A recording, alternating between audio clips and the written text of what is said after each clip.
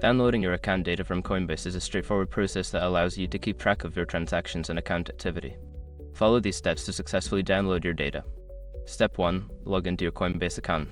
Visit the Coinbase website and enter your login credentials to access your account. Ensure you are using a secure internet connection. Step 2. Navigate to Settings. Once logged in, locate the Settings option, usually found in the Profile menu. Click on it to access your account settings.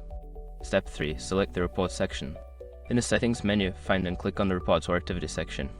This area contains options for downloading your transaction history and account data. Step 4. Choose the data you want to download. Select the specific type of data you wish to download, such as transaction history, tax documents, or account statements. You may have options to customize the date range for the data. Step 5. Download the data. After selecting your desired data, click on the Download button. The data will typically be provided in a CSV or PDF format, which you can save to your device. By following these steps, you can easily download your account data from Coinbase for your records or analysis. Always remember to keep your data secure and private.